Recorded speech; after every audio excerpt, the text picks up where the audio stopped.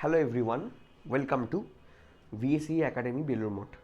আজকে আমরা প্রেসিডেন্টের যে পার্ট 2 সেটা নিয়ে আলোচনা করব। আমাদের যে পার্ট 1 সেখানে আমরা প্রেসিডেন্টের ইলেকশন অর্থাৎ আর্টিকেল 54 সেটা নিয়ে আলোচনা করেছিলাম। আজকে আমরা প্রেসিডেন্টের পার্ট 2 আর্টিকেল 56 থেকে শুরু করছি। যদি আমাদেরকে জিজ্ঞেস করা হয় আর্টিকেল 55-এ কী করা আছে, আর্টিকেল 55-এ এক্সকিউজ মি প্রেসিডেন্টের যে ইলেকশনের প্রসেস সেটা সম্বন্ধে বলা আছে। ঠিক আছে, তাহলে manner of election of the প্রেসিডেন্টের কথা আর্টিকেল 55-এ বলা আছে, যেখানে স্পেসিফিক্যালি একটা কমপ্লিকেটেড প্রসেস ইউজ হয়। আমাদের যে নর্মাল ভোটিং যেভাবে হয় সেভাবে হয় না।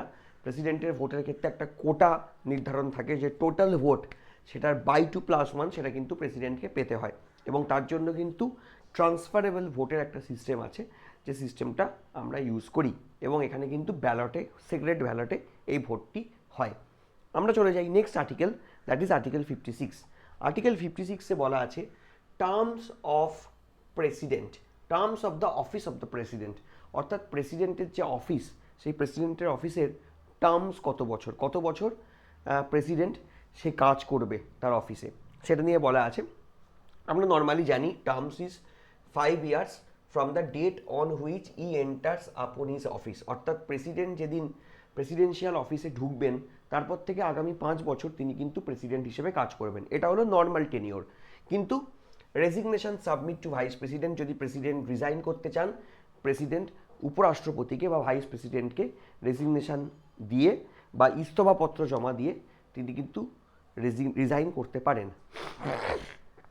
নেক্সট যেটা বলা হয়েছে, president shall continue to hold his office until his successor enters upon his office, অর্থাৎ যদি কোনোদিনও এমন হয় যে প্রেসিডেন্টের ভোট হয়তো একটু দেরিতে শুরু হয়েছে কোনো কারণে হোক, বা এমনও হতে পারে যে প্রেসিডেন্টের ভোটে কোনো কমপ্লিকেশন হয়েছে, এবং আমরা জানি প্রেসিডেন্ট বা ভাইস প্রেসিডেন্টের ভোটে যদি কোনো ডিসপিউট হয় সেটা ডিরেক্ট সুপ্রিম কোর্ট কিন্তু তার শুনানি করতে পারে, এটা আর্টিকেল 71-এ বলা আছে।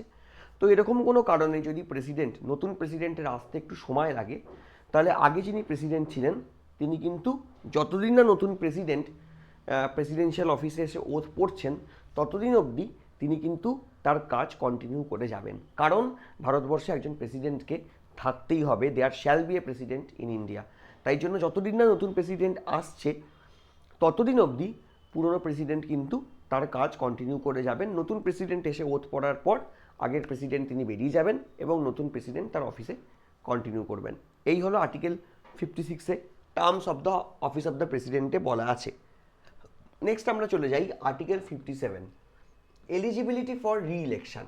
কী বলা হচ্ছে, a person who holds or who has held as president shall be eligible for re election of that office to that office.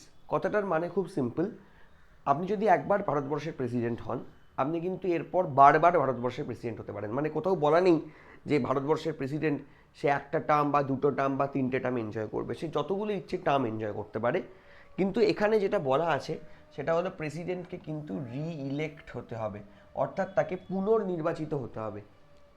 বারবার বোঝার চেষ্টা করো, এটাই হলো আমাদের দেশের রিপাবলিকের কনসেপ্ট, যেখানে আমাদের দেশে বলা আছে প্রেসিডেন্টকে কিন্তু নির্বাচিত হতে হবে। আমাদের দেশে প্রেসিডেন্টের কিন্তু কোনো সিলেকশন হয় না, বা এখানে কোনো নমিনেশন হয় না।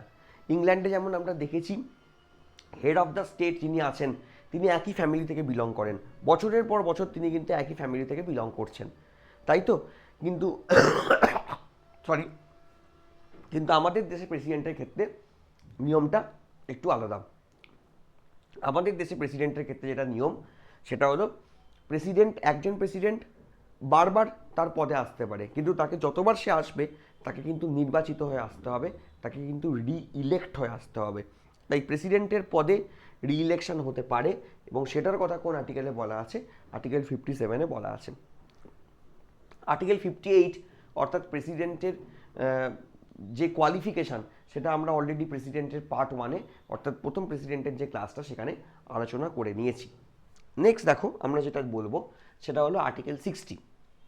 আর্টিকেল 60-তে oath and affirmation by the president, প্রেসিডেন্টের ওথের কথা বলা আছে, এবং এখানে পরিষ্কার বলা আছে oath of the office of the president is administered by the CJI. CJI of India বলার দরকার নেই, চিফ জাস্টিস মানেই হলো চিফ জাস্টিস অফ ইন্ডিয়া।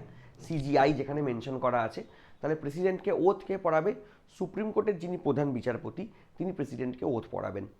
যদি তিনি অ্যাভেলেবেল না থাকেন, in his absence the senior most জাজ of the supreme court is available. তাহলে যদি কোনো কারণে চিফ জাস্টিস না থাকে, বা হতে পারে চিফ জাস্টিস হয়তো অসুস্থ হয়ে পড়েছে, বা কোনো কারণে সে রিজাইন করে দিয়েছে হঠাৎ করে, এবং সেই সময় চিফ জাস্টিসের পরে যে সিনিয়র মোস্ট জাজ রয়েছেন অ্যাভেলেবেল, তিনি কিন্তু প্রেসিডেন্টকে ওথ পড়াবেন। কারণ আমাদের সুপ্রিম কোর্টে বর্তমানে 34 জন জাজ রয়েছে, তার মধ্যে সবচেয়ে বেশি যে সিনিয়র সেই হলো ভারতবর্ষের চিফ জাস্টিস।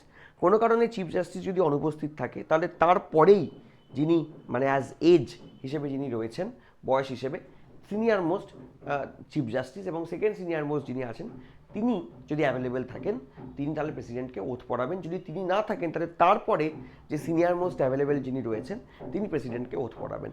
নর্মালি চিফ জাস্টিসই পড়ায়, কিন্তু ব্যাকআপ সবসময় আমাদের ভাবনা চিন্তা করে রাখতে হবে, কারণ অ্যাক্সিডেন্টাল সিচুয়েশন হতেই পারে যেখানে চিফ জাস্টিস হয়তো উপস্থিত নেই।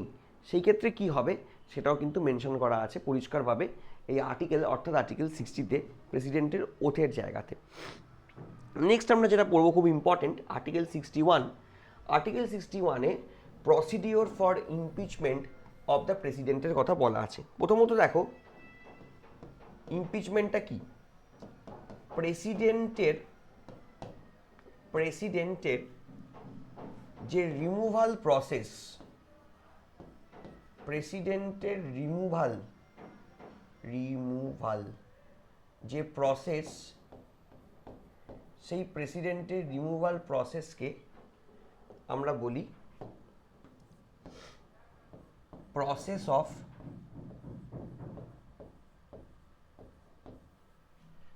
ইমপিচমেন্ট।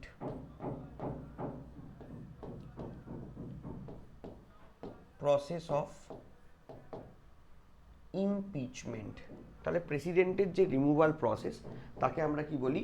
Process of impeachment. একটু অপরিষ্কার হয়ে গেছে, ঠিক করে দিই একটুখানি।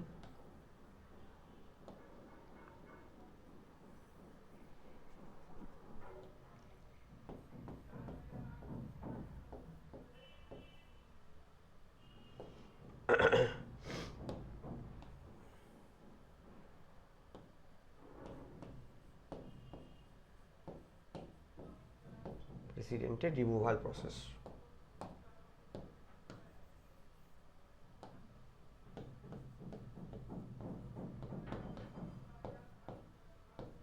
প্রেসিডেন্টের রিমুভাল প্রসেসকে কি বলা হয়? Process of impeachment. এবার এই প্রসেসটা কি সেটা আমরা একটু আগে পড়ে নেব। প্রথমে দেখো যেটা বলা হচ্ছে সেটা হলো একটা রেজলিউশন নিয়ে আসা হবে বা একটা মোশন নিয়ে আসা হবে। এটাকে আমরা কি বলি? রিমুভাল রেজলিউশন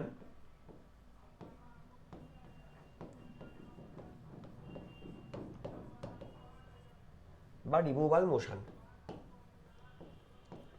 নর্মালি প্রেসিডেন্টকে কখন রিমুভ করা হয় বা প্রেসিডেন্টকে কখন ইমপিচ করা হয়? যখন ভারতবর্ষের প্রেসিডেন্ট এমন কোনো কাজ করেন যেটা অসাংবিধানিক, যেটা সংবিধান যে কাজটা করার অনুমতি তাকে দেয়নি, তেমন যদি তিনি কোনো কাজ করেন, তাহলে কিন্তু প্রসেস অফ ইমপিচমেন্টের মাধ্যমে প্রেসিডেন্টকে রিমুভ করা যেতে পারে। আমি একটা এক্সাম্পল দিচ্ছি অসাংবিধানিক কাজ কেমন হয়।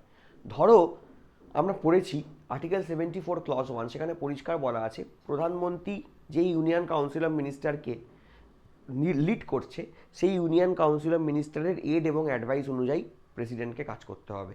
এখন ধরো সেই ইউনিয়ন কাউন্সিল অফ মিনিস্টার একটা অ্যাডভাইস দিল প্রেসিডেন্টকে যে প্রেসিডেন্ট আপনি অ্যাটর্নি জেনারেল অফ ইন্ডিয়া হিসেবে মিস্টার এক্সকে অ্যাপয়েন্ট করুন, কিন্তু কোনো কারণে প্রেসিডেন্ট তাদের কথা না শুনে ওয়াইকে অ্যাটর্নি জেনারেল করে দিল, তাহলে সেটা কিন্তু যে নির্দেশ প্রাইম মিনিস্টার এবং ইউনিয়ন কাউন্সিল অফ মিনিস্টারের যে নির্দেশ সেটা কিন্তু প্রেসিডেন্ট মানল না, বাট প্রেসিডেন্ট কিন্তু বাধ্য। হ্যাঁ, প্রেসিডেন্ট একবার ডেফিনেটলি রিকনসিডার করতে পারে। 1976 42nd অ্যামেন্ডমেন্ট অ্যাক্টে বলা হয়েছিল যে প্রেসিডেন্ট একবারও রিকনসিডার করতে পারবে না, কিন্তু পরে 44th অ্যামেন্ডমেন্ট অ্যাক্ট 1978-এ বলা হচ্ছে প্রেসিডেন্ট একবার রিকোয়েস্ট করতে পারে প্রাইম মিনিস্টারকে যে না, অ্যাটর্নি জেনারেল হিসাবে এক্স না, আপনি ওয়াইকে অ্যাপয়েন্ট করতে পারেন, বা আমি চাই আমি ওয়াইকে অ্যাপয়েন্ট করব, আপনি রিকনসিডার করুন কাইন্ডলি। কিন্তু সেটা যদি প্রধানমন্ত্রী করে তো ভালো কথা, যদি না করে দ্বিতীয়বার থেকে প্রাইম মিনিস্টার যেটা বলবে প্রেসিডেন্টকে সেটাই করতে হবে। একটা কিছুর ক্ষেত্রে একবার প্রেসিডেন্ট রিকনসিডার করার জন্য রিকোয়েস্ট করতে পারে। এবার এটা আমাদের আর্টিকেলে বলা আছে, প্রেসিডেন্ট কিন্তু পেন অ্যান্ড পেপার হেড ভারতবর্ষে, তিনি নমিনাল হেড, তিনি চাইলেও কিন্তু নিজের মতো করে কোনো ডিসিশন নিতে পারবেন না, কারণ তার সেই অথরিটি, তার সেই ক্ষমতা নেই। ভারতবর্ষের সংবিধান তাকে সেই ক্ষমতা দেয়নি। কিন্তু এরপরও যদি ভারতবর্ষের সংবিধানকে না মেনে প্রেসিডেন্ট নিজের মতো করে কিছু কাজ করতে চান, সেটা কিন্তু অসাংবিধানিক কাজ হয়ে যাবে। সেই ক্ষেত্রে কিন্তু প্রসেস অফ ইমপিচমেন্টের মাধ্যমে তাকে কিন্তু রিমুভ করা যেতে পারে। প্রশ্ন হলো যে তাকে রিমুভাল করার প্রসেসটা কি। প্রথমত আমরা একটা রিমুভাল রেজলিউশন বা মোশন পার্লামেন্টে নিয়ে আসতে হবে, যে কোনো হাউসে নিয়ে আসা যেতে পারে, এবং সেখানে পরিষ্কার করে লেখা আছে যে প্রেসিডেন্ট কী এমন অসাংবিধানিক কাজ করেছে যার জন্য তাকে আমরা রিমুভ করছি, সেটা প্রথমে পরিষ্কার করে ক্ল্যারিফাই করা আছে। এই রেজলিউশন যে কোনো হাউসে নিয়ে আসা যেতে পারে। এই রিমুভাল রেজলিউশন লোকসভাতেও নিয়ে আসা যেতে পারে, রাজ্যসভাতেও নিয়ে আসা যেতে পারে। তার মানে আইদার লোকসভা অথবা রাজ্যসভা আমরা এই রেজলিউশন নিয়ে আসতে পারি। এবার রেজলিউশন যখন নিয়ে আসা হলো, সেটা লোকসভা অর রাজ্যসভা, লোকসভা অথবা রাজ্যসভাতে নিয়ে আসতে হবে। এরপর যেটা প্রথম হবে, এটাকে আমরা ফার্স্ট হাউস সেকেন্ড হাউস হিসেবে ডিনোট করছি, কারণ আমরা জানি না লোকসভা যদি ফার্স্ট হাউস হয় তাহলে রাজ্যসভা হবে সেকেন্ড হাউস, রাজ্যসভা যদি ফার্স্ট হাউস হয় তাহলে লোকসভা হবে সেকেন্ড হাউস। তার থেকে বরং ফার্স্ট হাউস সেকেন্ড হাউস করে বলাটা বেটার। ফার্স্ট হাউস প্রথম যেটা করবে, এটাকে অ্যাকসেপ্ট করতে হবে। ফার্স্ট হাউস এটাকে কি করবে, 1 নম্বর স্টেপ, এটাকে অ্যাকসেপ্ট করতে হবে। Accept the resolution. রেজলিউশনকে অ্যাকসেপ্ট করার জন্য যেটা লাগবে, টোটাল হাউসের যে মেম্বার তার 1/4 মেম্বারের সাপোর্ট লাগবে।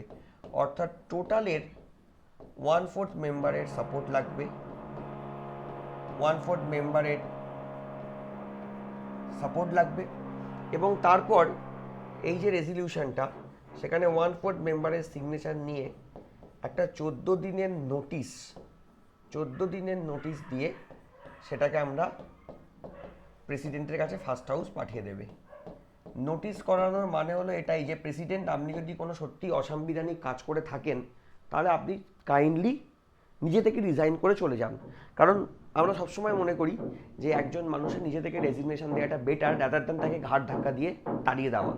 তাই জন্য প্রেসিডেন্টকে একটা 14 দিন সময় দেওয়া হচ্ছে যে দেখুন পার্লামেন্ট আপনার এগেনস্টে একটা রিমুভাল রেজলিউশন, ইমপিচমেন্ট রেজলিউশন এনেছে, তো আপনার যদি মনে হয় সত্যি আপনি কোনো অসাংবিধানিক কাজ করেছেন, আপনার যদি সেই ব্যাপারে অবগত থাকেন আপনি, তাহলে আপনি কাইন্ডলি নিজে থেকে রেজিগনেশন দিয়ে চলে যান, which is good for everyone.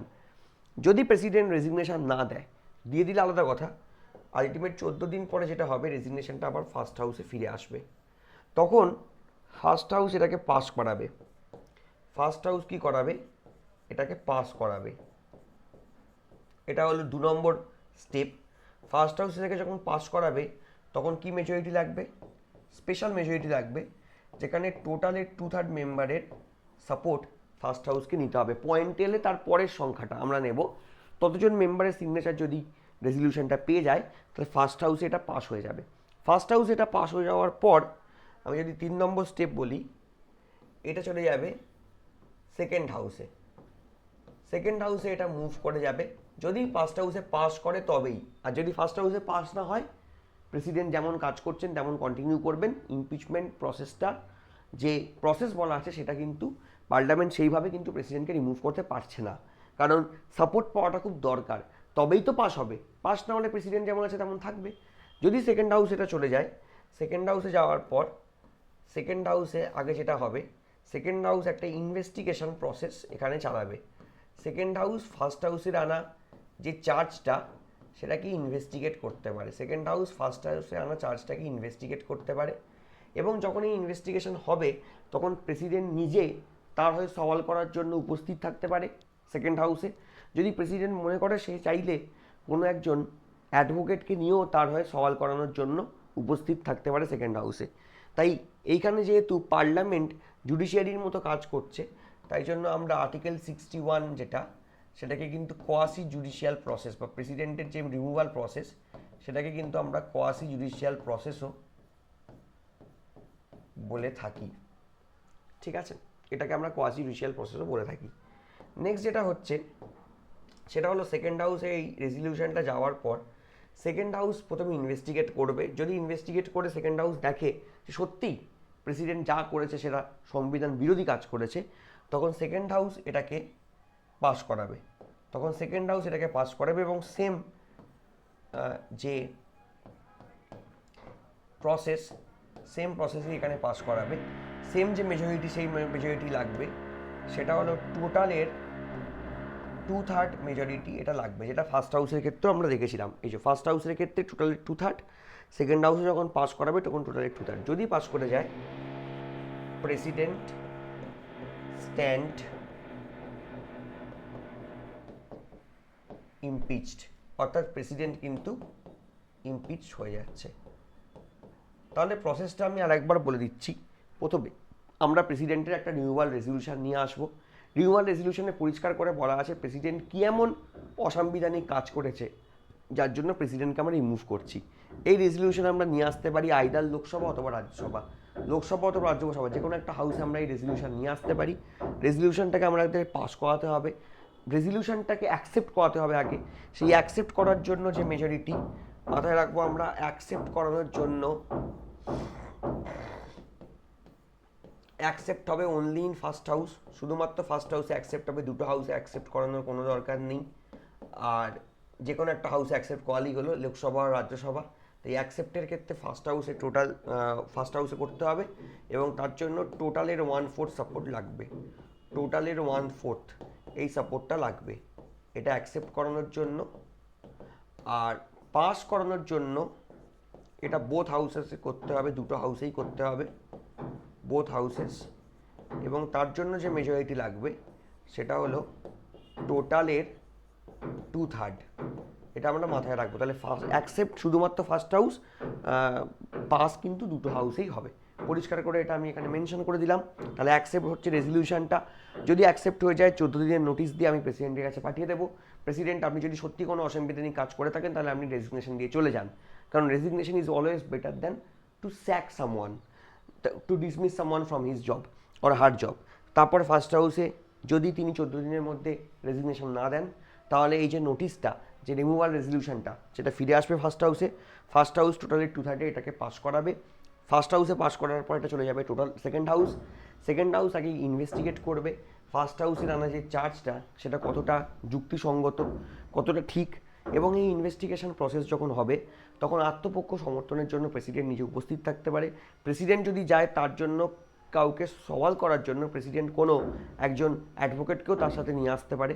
যেহেতু এখানে পার্লামেন্টের ভেতরে একটা কোর্টের মতো প্রসেস আমরা দেখতে পাচ্ছি, তাই জন্য এটাকে আধা জুডিশিয়াল প্রসেস বা কোয়াসি জুডিশিয়াল প্রসেস বলা হয়, আর্টিকেল 61 বা প্রেসিডেন্টের impeachment প্রসেসকে।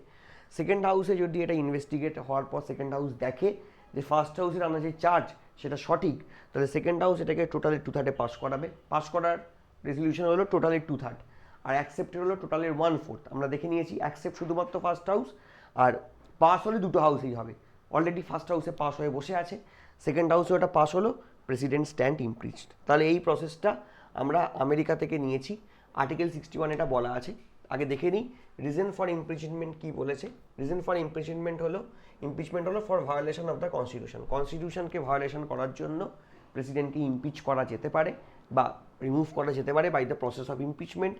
Impeachment charge can be initiated by either house of parliament, যে কোনো হাউসে নিয়ে আসা হয়। Charges should be signed by 1/4 members of the house. 1/4 members হাউসের চার্জে সই করবে, সই করলে এটা অ্যাকসেপ্ট হয়ে যাবে। And 14 day notice should be given to the president, এবং প্রেসিডেন্টকে 14 দিনের একটা নোটিশ দিয়ে পাঠিয়ে দেওয়া হবে প্রেসিডেন্টের কাছে রাষ্ট্রপতি ভবনে, আপনি রেজিগনেশন দিতে পারলে দিয়ে দিন। Resolution must be passed by 2/3 majority of the total membership of both the houses. তারপরে রেজলিউশনটাকে আমাকে দুটো হাউসেই টোটাল মেম্বারশিপের যে 2/3 মেম্বারশিপ সেটাকে পাস করাতে হবে, তাহলে প্রেসিডেন্ট কিন্তু ইমপিচ হয়ে যাবে। এই হলো আর্টিকেল 61, খুব ইম্পর্টেন্ট প্রসেস। আর এই প্রসেসটা আমরা কোন দেশ থেকে নিয়েছি যদি বলে, তাহলে আমরা আনসার করব এটাকে আমরা ইউএসএ থেকে নিয়েছি। তাহলে আর্টিকেল 61 হয়ে গেল। আর্টিকেল 61-এর পরে আমরা চলে যাই আর্টিকেল 62। সেখানে বলা আছে time of holding election to fill the vacancy of the office of the president. অর্থাৎ প্রেসিডেন্টের অফিসে যদি ভ্যাকেন্সি তৈরি হয় তাহলে কখন আমরা ভোট করাবো।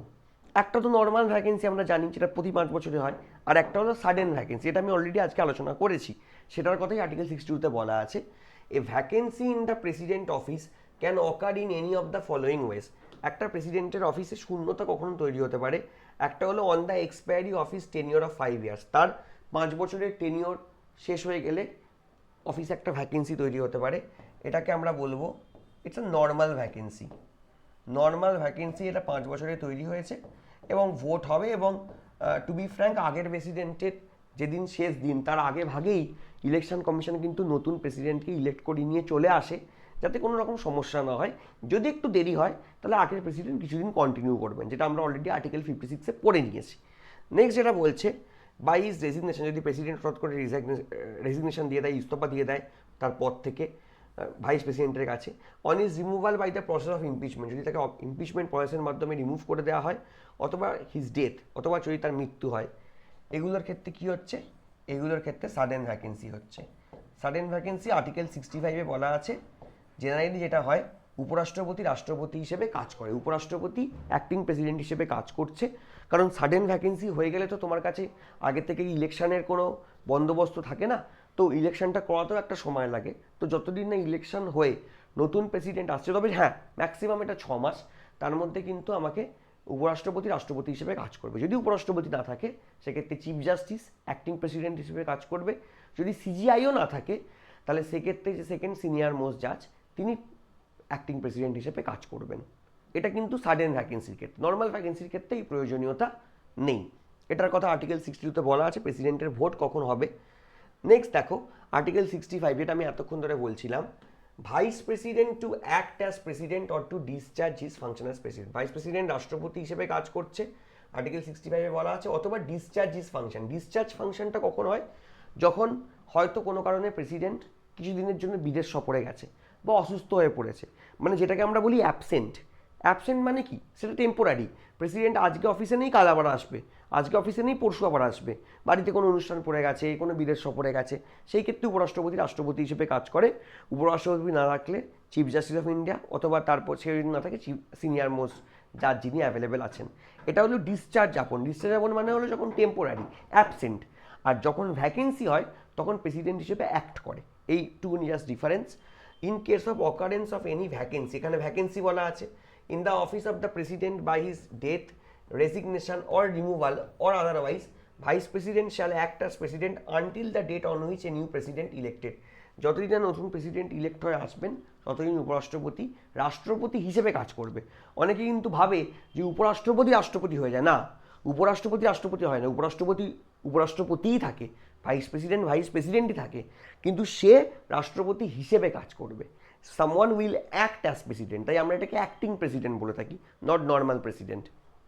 নেক্সট যেটা হচ্ছে, when the president is unable to discharge his function, কোনো কারণে প্রেসিডেন্ট তার কাজ কন্টিনিউ করতে পারছে না, ওয়িং টু অ্যাবসেন্স, হয়তো তিনি অ্যাবসেন্ট আছেন, ইলনেস, অথবা অন্য কোনো কারণে যদি হয়, the vice president shall discharge his function until the date on which the president resumes his duty, যতদিন পর্যন্ত না প্রেসিডেন্ট তার কাজ পুনরায় শুরু করছেন ততদিন উপরাষ্ট্রপতি রাষ্ট্রপতি হিসেবে কাজ করবে।